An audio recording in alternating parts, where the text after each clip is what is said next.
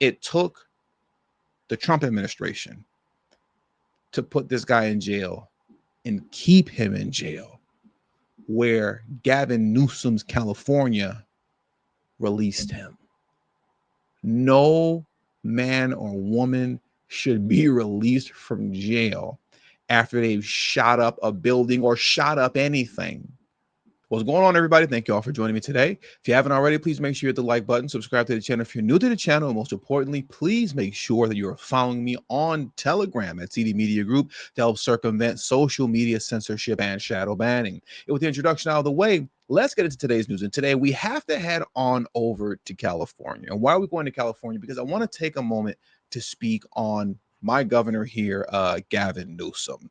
And I want to take a moment to address and just express, explain, and prove the fact that Gavin Newsom spends more time playing politics than he does actually doing the business of ensuring that the citizens of the state of California are actually safe and secure from violent criminals. I want to take a moment to prove that point today and just get into some of Gavin Newsom's nonsense. Now, what's been making news as of late is this right here, right? As you can see from Gavin Newsom's press office Twitter page, he writes here, or I should say they write here, new California Governor Gavin Newsom just signed a law making California the first state in the nation to prohibit federal law enforcement officers, including ICE, from hiding their identities. This is completely ridiculous, stupid, and nonsensical. Gavin Newsom knows and understands that he has no jurisdiction over the federal government. There is no state law that can be written and signed into law that will have supremacy over the federal government. To the contrary, the federal government has supremacy over all state laws. So this in and of itself was a complete waste of time. It was nonsensical grandstanding, and is why the Democrat Party is falling apart into 1,000,000,001 pieces. I have this video here of Gavin Newsom somewhat speaking about the bill and signing it, but it's really pointless and plain because it's nonsensical. I'll read you off some of the stuff that was signed into law here. Look at this here. Assembly Bill 49 prohibits schools from allowing immigration enforcement officers on campus without a warrant. Senate Bill 627 widely prohibits federal and local law enforcement officers from wearing face masks while conducting their duties.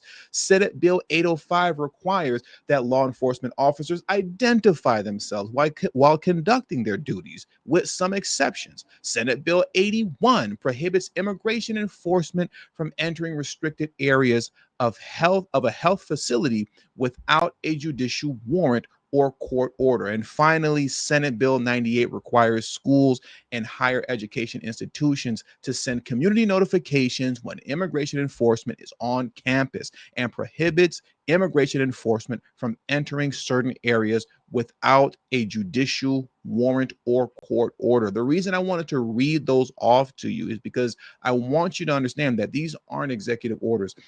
These are bills that have passed through the Assembly and the state Senate, to which then made it to Gavin Newsom's desk so that he could sign this into law. I'm highlighting this to show you that this is what the local governing body of California is wasting its time on.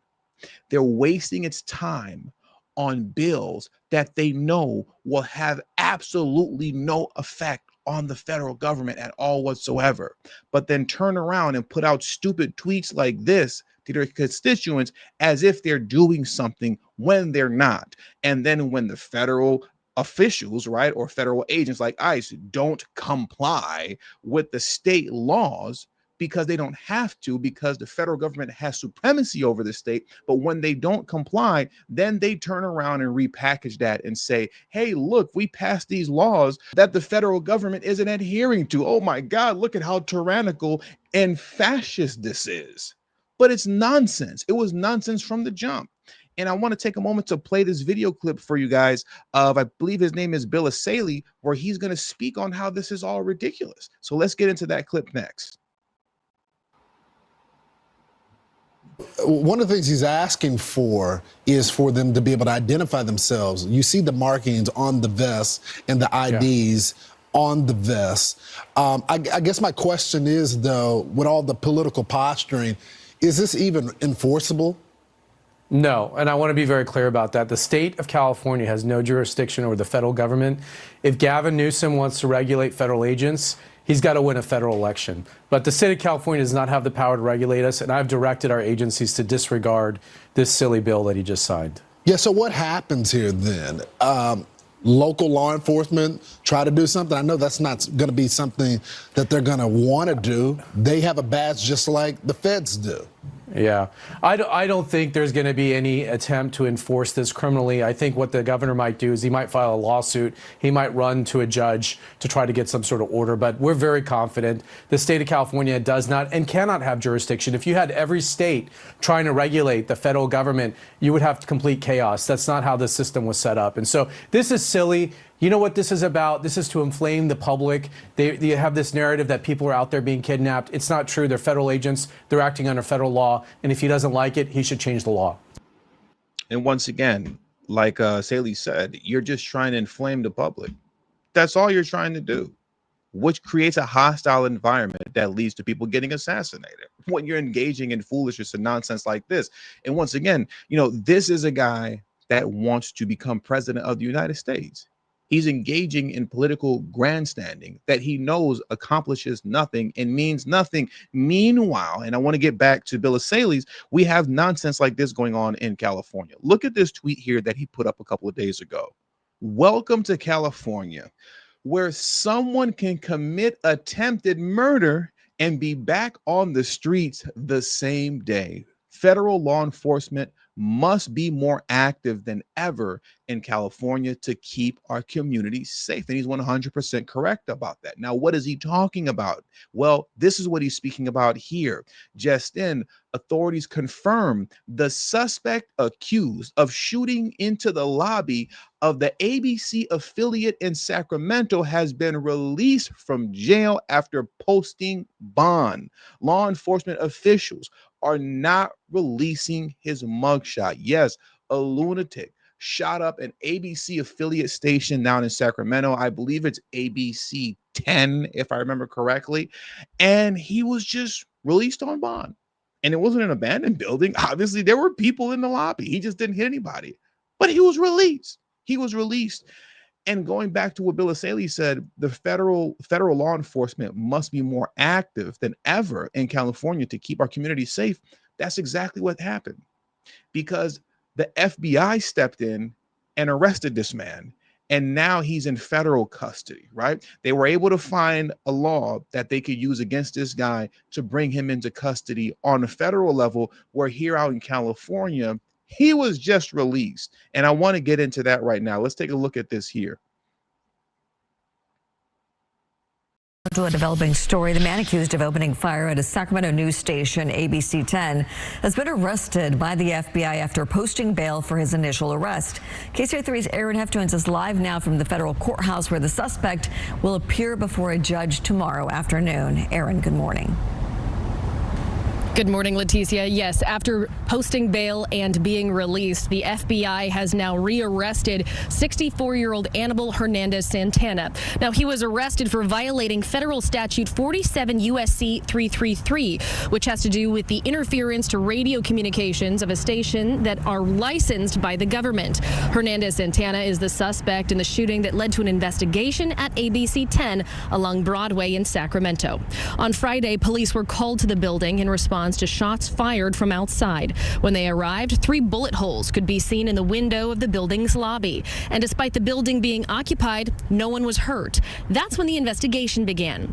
Later the same day, KCRA3 saw police in the River Park neighborhood, including SWAT teams. A witness at the scene reported seeing a man tackled and then taken into custody.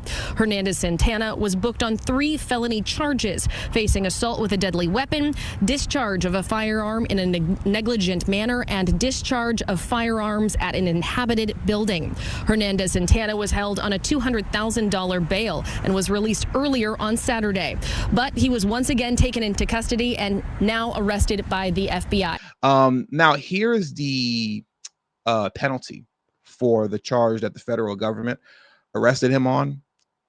The penalty is this: the federal violation results in a $10,000 fine or up to 1 year in prison for a first offense. And I know that seems like nothing, but you got to understand the federal government did not arrest him for the shooting. They couldn't arrest him for the shooting, right? That's on the state.